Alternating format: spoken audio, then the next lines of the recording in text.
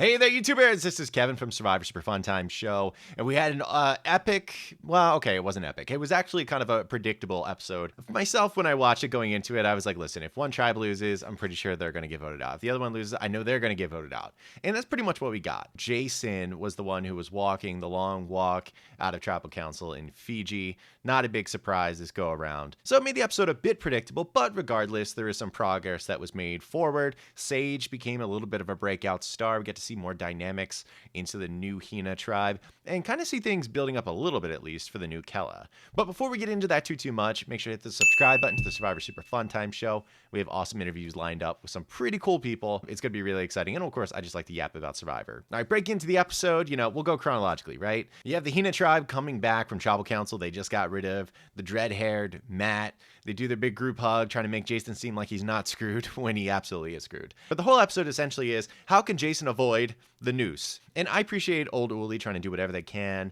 They're trying to not keep it real. They're trying to just make him feel comfortable that he could possibly work with one of them, which is a smart move, because eventually you're going to have to merge with old Hina, and you want to find a bridge, which is Jason's most valuable attribute in this game. But unfortunately, if they are to lose the immunity challenge, it's going to be a problem, and he knows it. Actually, the dynamics of New Kella were probably a little more interesting this episode. Because the biggest one is Shannon pitches to Steven this idea. She knows she's on the bottom. She says, I need to find a way to make headway in this game. Because her and Sage are the old Uli that are stuck with a bunch of old Hina on the New Kella beach. So it's like, what can I do? And Shannon decides, from the minority, tried to pitch an idea to the majority on how they can run the game once the merge comes. My favorite thing about it is she ends up pitching the idea that Quintavious Burdett from Survivor 46 pitched to Hunter and Tim and said, basically, I want to have the +1 alliance. I take myself and one old Uli,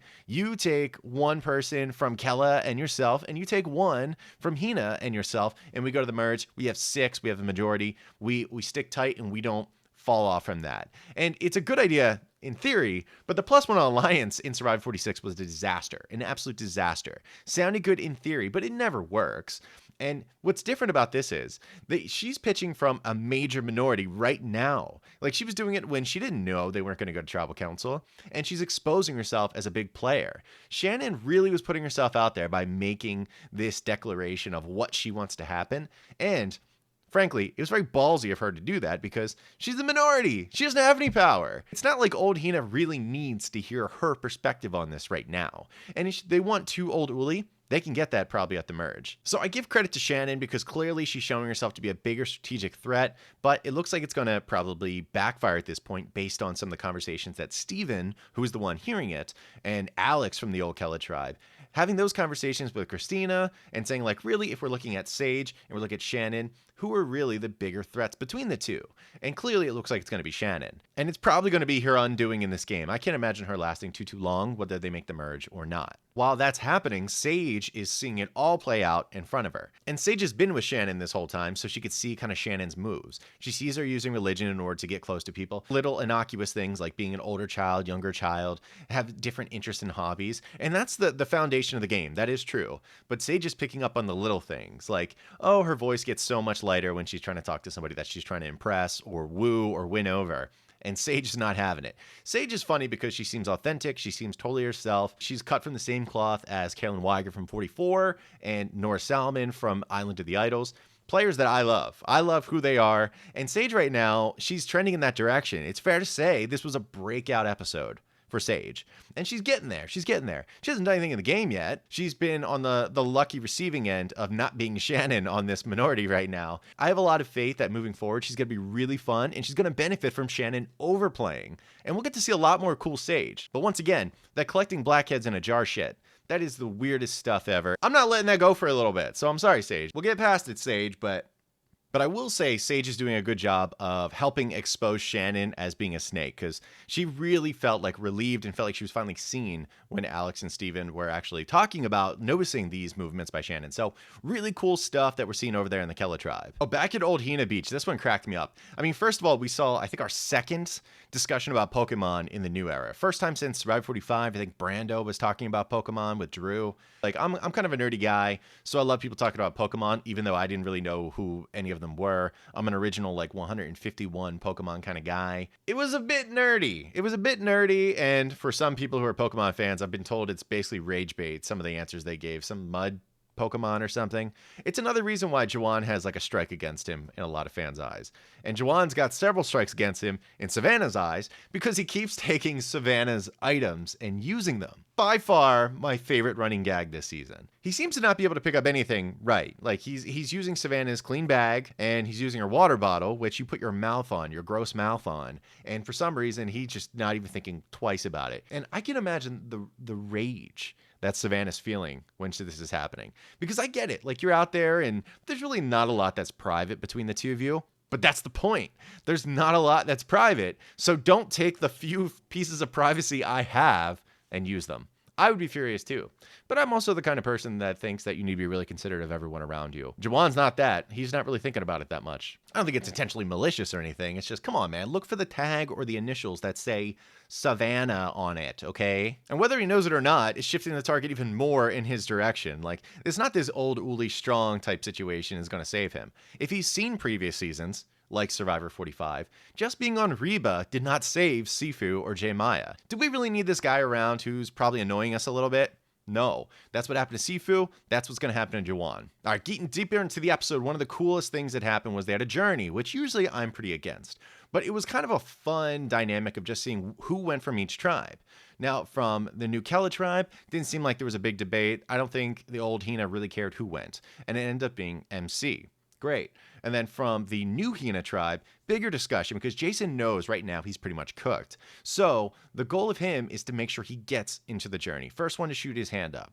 Then from there to the savviest people, the people that I think are running the game, you have Savannah and you have Nate who raise their hands and say, I'm into it too. Let's go. And Jawan, something he did do well, I got to give him, is he basically did a rock draw or a shell draw, but he rigged it. He had a white rock and two black rocks, and he put the white one right on top so Nate could get it. So good on Jawan strategically to rig that rock draw. Appeared fair, so that's probably the best thing Jawan's done all game. So Nate wins the rock draw and goes off with MC. They go on the journey. They find out that there's like a bunch of sandbags. They say 100, but it doesn't look like 100 to me. It looked like maybe like 50. They have to take these sandbags, try them from one place to another in order to keep their vote. And if they don't do it by the time the hourglass runs out, both of them lose their votes. So I like it because you have control over losing your vote. It's not like one person's going to keep it, one's going to lose it. I hate that shit. It's awful. But if they work hard enough, they're going to get it. Because there was another aspect where you could get an advantage in the woods, where basically one person would abandon the other in order to find an advantage, which could potentially put them at risk of nobody getting the advantage and both losing their votes. And I think that's actually a cool dynamic. However, I would have liked to have seen something where it was like, if the other person finishes the bags before you find the advantage and you left, the person doing the bags keeps their vote and the advantage looker loses their vote. I kind of would have liked that. But again, I don't like any votes being risked at a journey, but for what it is, I thought this was actually kind of a good setup. And I like the way Nate handled this advantage. I mean, I'm not sure that I think it really did all that much in the end, how much of a deterrent it really was.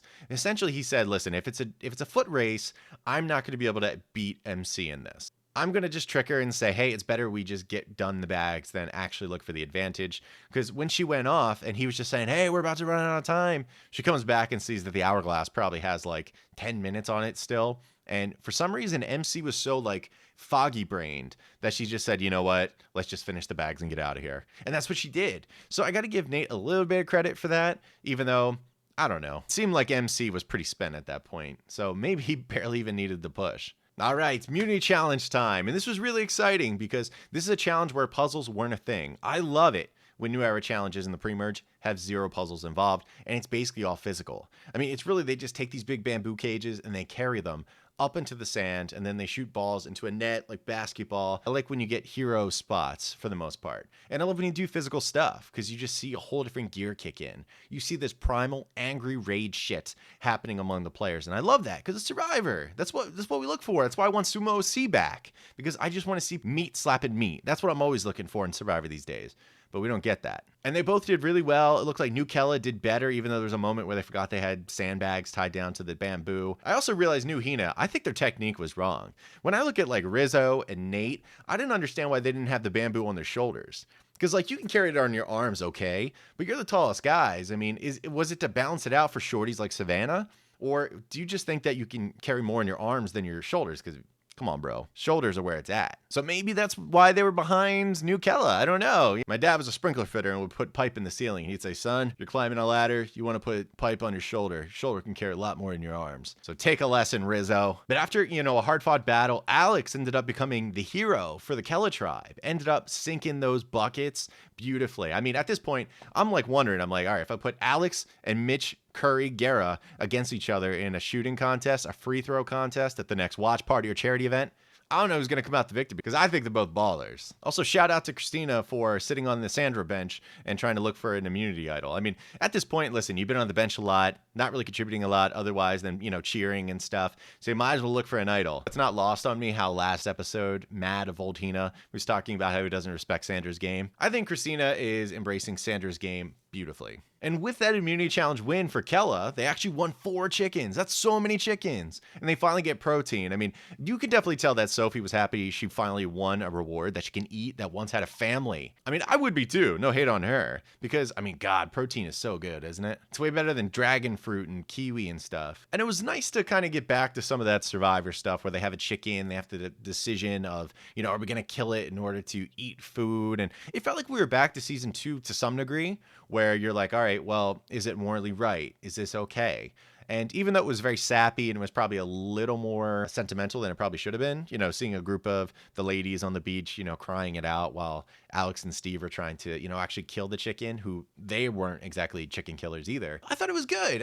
I can't hate. I mean, we want to talk about wanting to see survival and be a little more old school. This is a nudge in the right direction. Now, with Hina having to go to tribal council, at this point as a viewer, I'm like, all right, so it's obviously Jason. How does Jason get out of this pickle? He's pitching basically that he's the bridge to old Hina and saying, Savannah, you got to keep me here because I can keep them off your back if it comes merge time, which I think is a good pitch. Definitely. It's a good pitch. Everyone's trying to make him feel comfortable and say, we're going to get rid of Jason, but don't make him think that. Meanwhile, Jawan is kind of in the firing zone. So as I'm watching, I'm like, all right, I guess it could kind of go the other way, but it's pretty obvious it's probably going to be Jason. What I'm missing right now is I need to see Jason talk about using the shot in the dark, like he did in the previous episode with Matt.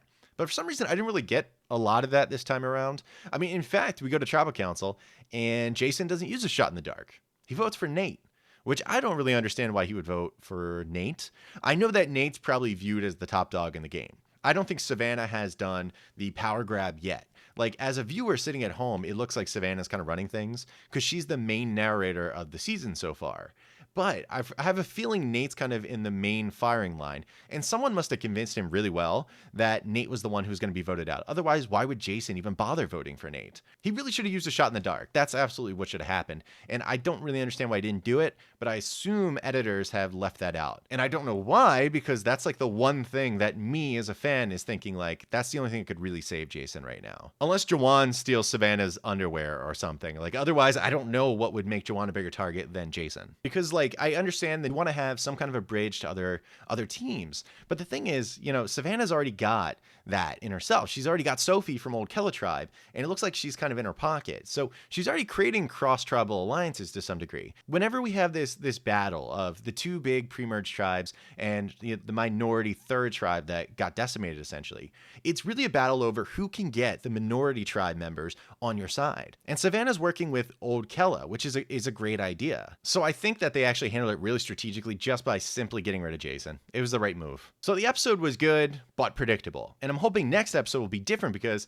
baby, we got a tribe swap coming again. There has not been 2 tribe swaps in the new era yet. And it's going to be really interesting because we went from 3 tribes down to 2. And next week, we're going from 2 tribes back to 3 tribes. Uli comes back from the dead. And for those of you who are interested in knowing who the next tribes are going to be, I'll tell you right now. So spoiler alert, for the Hina tribe, it's going to be MC, Rizzo, Savannah, and Sophie. For Kella, it's going to be Jawan, Sage, Shannon, and Steven. And for Uli, it's going to be Alex, Christina, Nate, and Sophie. So I think the dynamics are really interesting. I'm actually really excited that it's going to go back to 3 tribes because the pre-merge at this point has been a total snooze fest. And that's okay. All the new era seasons, for the most part, the ones that end up being loved later on, the pre-merges are actually pretty boring, truthfully. Like 45 was not overly interesting in the pre-merge. 46, also not overly interesting, although you had Banu that you could either really love or really hate. I thought that was interesting, but whereas like 48, a lot of people in the end really didn't like it that much. But the pre-merge was actually kind of good because it was Say and Mary kind of going back and forth. And it was the post-merge that became a little more daunting, even though I personally loved it. So I guess what I'm saying is I think right now is kind of the point where 49 will probably hit its stride. We have these advantages, we have these idols that are now in the game, and the tribes are mixing up so much, we're bound to see some fireworks. I mean, this Sage Shannon stuff that was happening on Kella right now is bound to have a payoff. They're not editing in these two fighting and for power with the old Hina for no reason. There's going to be a winner and there's going to be a loser soon. I have a feeling Shannon's going to be the loser. And we're going to see because in the tribal swap, they're going to be on the same tribe once again. So don't expect that to go unresolved. And just for fun, I'll give my predictions on who goes next episode. Since we have 3 tribes, and let's say 1 tribe is going to tribal council, because I guess it could be 2, but let's say 1.